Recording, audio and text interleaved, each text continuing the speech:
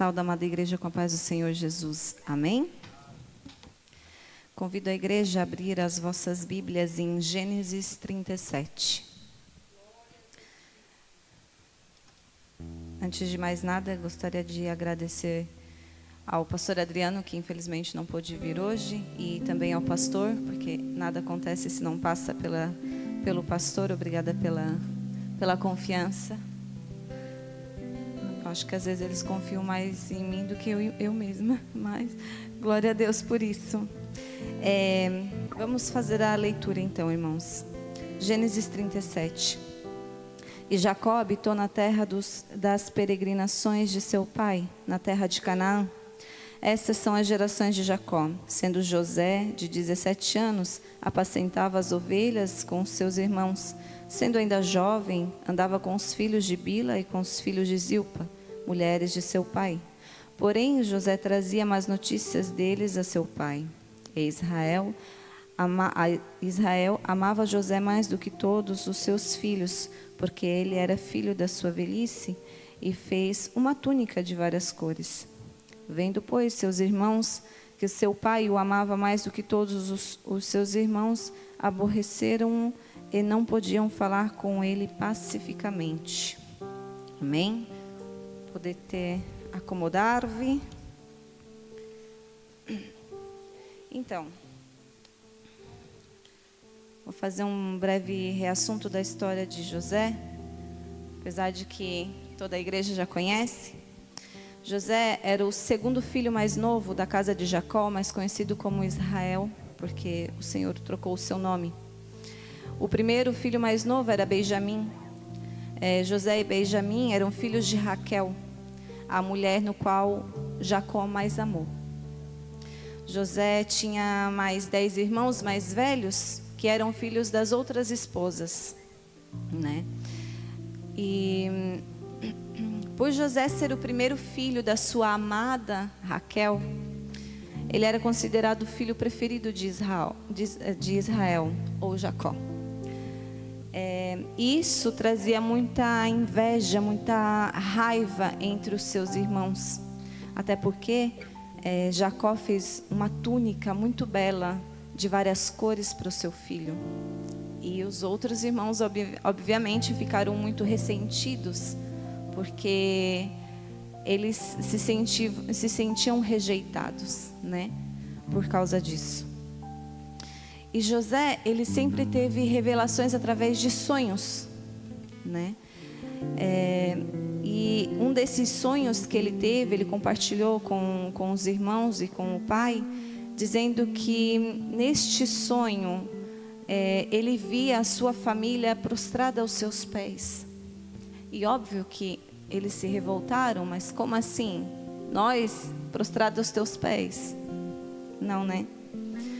E os irmãos mais velhos, que deveriam ser aqueles que protegeriam ele, que é o filho mais novo, foram os mesmos que queriam planejar a sua morte, não é mesmo? Em um certo dia, Jacó mandou José ir atrás dos seus irmãos que estavam apacentando as ovelhas, e não achando, né, os seus irmãos no campo, ele perguntou para um homem, né? Ele falou: mas você viu os meus irmãos que estavam apacentando as ovelhas? Ele falou: não, eles foram para a cidade de Dotã. Dotã era uma cidade das rotas das caravanas que viajavam da Síria e da região da Galileia em direção ao Egito. Eles faziam compra de escravos no percurso e vendiam ao Egito escravos, coisas, levavam as coisas para fazer o comércio lá, né? Bom, e todos sabem também que depois os irmãos que deveriam proteger, né, que infelizmente rejeitavam José, planejaram a sua morte, mas não tiveram coragem porque não queriam ter o sangue da morte do irmão nas mãos. Então eles jogaram ele dentro de um poço, pegaram a sua túnica, pegaram um animal, cortaram ele, jogaram o sangue em cima e disseram para o pai dele que foi um animal que o matou e destroçou ele. E assim eles para não ter o sangue do irmão nas mãos, eles venderam o próprio irmão como escravo, né? Vendeu o próprio irmão por escravo e os mercantes de ismaelitas compraram ele e depois ele foi vendido a Potifar. Potifar era um oficial do faraó, né? O capitão da guarda real. Potifar comprou José para se tornar o doméstico, o empregado doméstico da casa, né? E ali ele ficou por 11 anos, mais ou menos, aproximadamente 11 anos ele trabalhou para Potifar, antes de ser preso, né, injustamente por assédio à esposa de Potifar. Se estima que José ele foi vendido, havia 17 anos, foi empregado de Potifar por mais ou menos 11 anos e ficou preso 2 anos até ele fazer a revelação, interpretar o sonho do copeiro real. O copeiro real, ele teve um sonho, não sabia discernir, e José o fez, né? Ele discerniu o sonho. E através do copeiro, que havia recebido o discernimento do sonho, através de José, através desse copeiro, José então foi chamado pelo rei para fazer o discernimento, né? Para desvendar, né? Interpretar o sonho que o rei havia tido, e que seria o sonho de 7 anos de fartura, 7 anos de escassez, que todos conhecem. Ele foi vendido com 17 anos e de prisioneiro se tornou governador com 30 anos. Então todo esse período ele ficou na luta, ele foi rejeitado, foi humilhado. Quantas humilhações ele não deve ter passado trabalhando como doméstico, até conseguir a confiança de Potifar, né? Que depois ele também gestiu, né, a casa de Potifar, né? Ele gestiu, abençoou, multiplicou a casa de Potifar. E depois de tudo isso, nós sabemos que depois que ele se tornou governador, ele multiplicou, tinha fartura, né, no reino. E ele preparou o reino para a escassez. No momento da fartura, ele preparou o reino para a escassez. Mas depois de tudo isso, o sonho que ele teve lá atrás, quando tinha 17 anos, se cumpriu, porque a sua família, sem saber que era ele, que era o governador, se prostrou diante dele pedindo ajuda. E ali, meus irmãos, ele teve a oportunidade de se vingar, mas ele não o fez. Ele poderia ter mandado prender, poderia ter mandado matar, mas não. Ele chorou e se alegrou na presença dos irmãos, perdoou eles. Assim também fez com seu pai. Desculpa. Então vejam bem, parece até uma história de filme, né? O menino de 17 anos, rejeitado pelos irmãos porque era o preferido do pai, obviamente vivendo em um lar disfuncional, onde tinha intriga, inveja, raiva, por preferência, né? Indiferença, um lar disfuncional, infelizmente, por conta de tudo isso. E a disfuncionalidade desse lar fez com que, e a inveja e a raiva dos irmãos fez com que eles planejassem a morte do próprio irmão, do próprio sangue. Ele viveu tudo isso, ele passou por tudo isso, ele escolheu não se vingar. Os irmãos que deveriam protegê-lo, o massacraram, o humilharam, o rejeitaram, o venderam. Ele passou por todo esse sofrimento. Mesmo ele em meio a todo esse caos, ele não se deixou abalar, não se deixou muito menos influenciar, talvez pela raiva de ter sido vendido. Muitos em outra situação passariam todos esses anos planejando uma vingança, ou talvez mudando o caminho, deixando-se influenciar pela raiva, se tornando uma péssima pessoa, uma pessoa que faz mal às outras pessoas, planejando não somente contra aqueles que o feriram, que o machucaram, que o rejeitaram, mas também contra as outras pessoas que viriam no seu caminho, né? Mas o ambiente que ele estava não definiu quem ele era em Cristo. A situação que ele passou nunca definiu quem ele era em Cristo. A situação dizia onde ele estava, mas não quem ele era. Porque ele foi fiel, mesmo na adversidade, mesmo na dificuldade, mesmo na rejeição, ele foi fiel a Cristo. E isso se fez ver porque ele trabalhou na casa de Potifar, ele ganhou a confiança de Potifar, ele gestiu a sua casa, suas finanças, é assim. Depois ele gestiu, ele virou governador, de prisioneiro virou a governador. Mas esse percurso demorou, doeu. Como um ser humano, como todos nós, muito provavelmente, imagino eu, falo eu, por mim, que ele muitas vezes deve ter chorado, com saudade da família, ainda que havesse rejeitado ele. Muitas vezes ele deve ter se perguntado, se questionado, mas o que eu fiz para os meus irmãos que deveriam me proteger, me abandonaram, me humilharam, me bateram, me venderam? Por que tanta raiva? Por que tanta inveja em cima de mim? Ele poderia também se vitimizar, mas ele não o fez. Ele fez o seu melhor em cada coisa que ele fazia.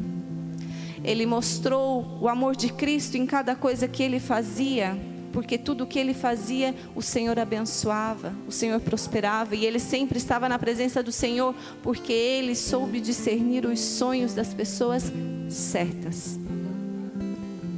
Ele permaneceu firme nas promessas do Senhor. Ele não se deixou influenciar pela situação em que ele estava vivendo, ou pelo ambiente em que ele estava.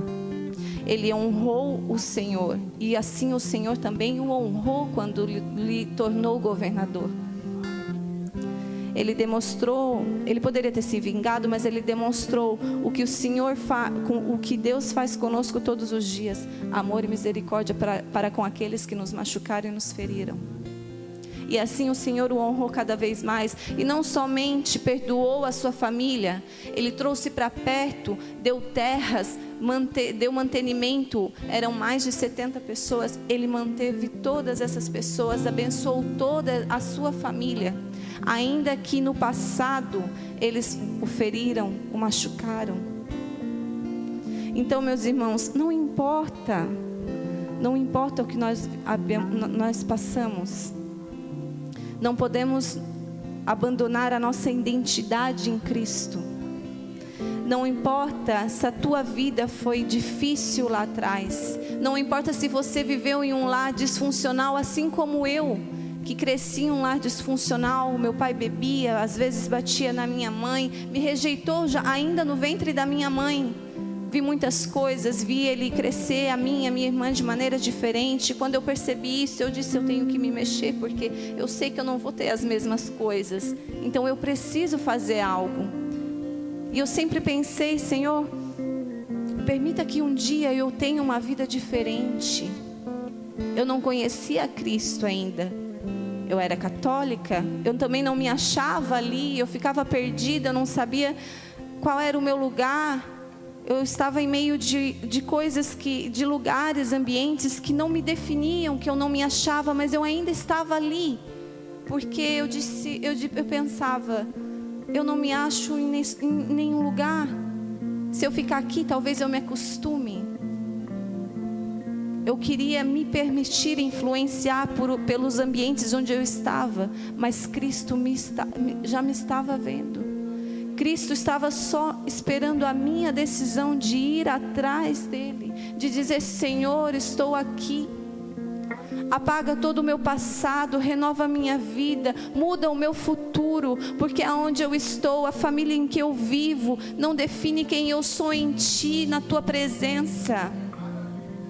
As dores, os traumas não definem quem eu vou, o que eu vou viver na Tua presença. A rejeição, talvez você tenha vivido em um lar onde você foi rejeitado, ou talvez na sua vida em si, em algum momento você foi rejeitado, você foi humilhado.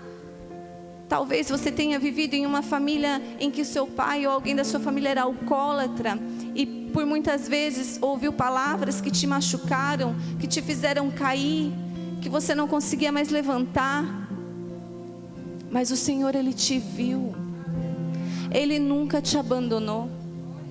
O nosso passado em Cristo, o nosso passado sem Cristo já não existe mais, porque Cristo, Ele veio para fazer com que a gente vencesse.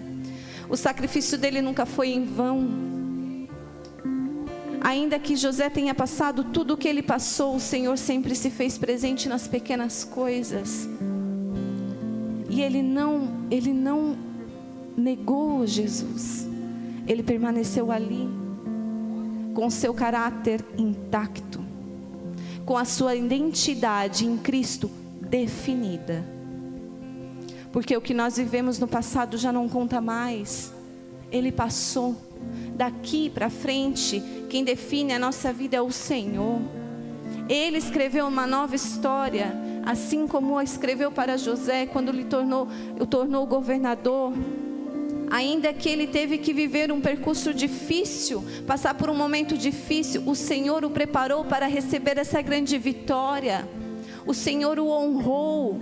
Naquele momento em que ele poderia ter se vingado, eu imagino que o Senhor olhou lá de baixo e pensou: agora é ali que eu vou saber para onde eu vou te levar. Mas ele escolheu perdoar, ele escolheu amar, ele escolheu exercer a misericórdia, a mesma que o Senhor versa sobre nós todos os dias.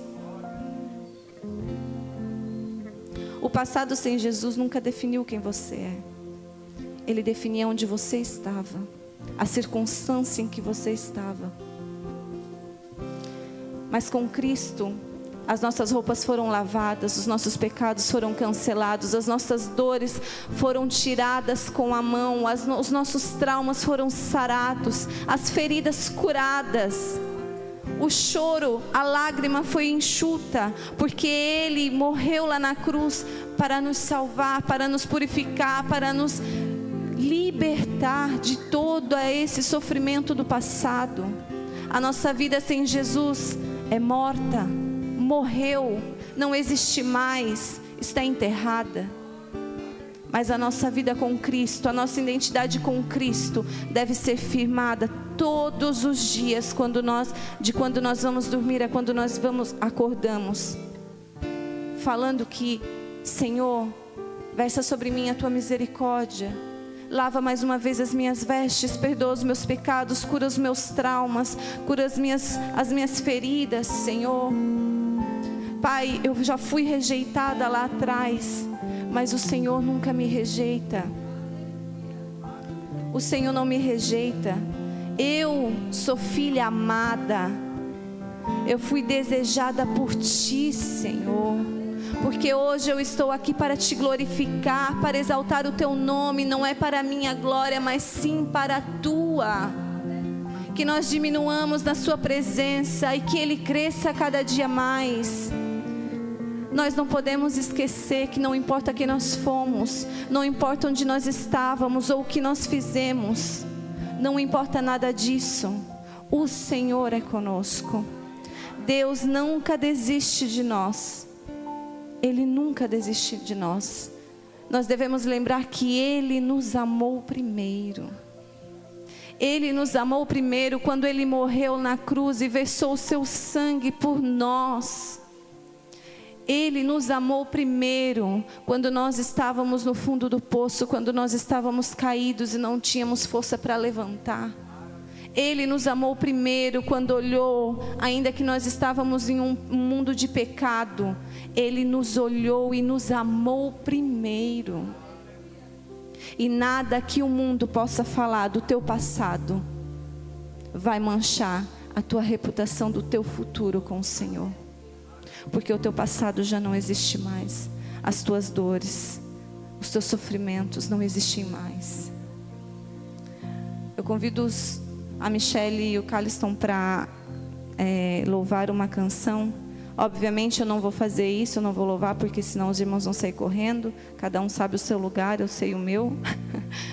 mas é uma canção que o Senhor, Ele tocou muito no meu coração enquanto eu estava estudando, enquanto eu estava fazendo os meus estudos, orando e pedindo para o Senhor uma direção e o que falar, o que fazer.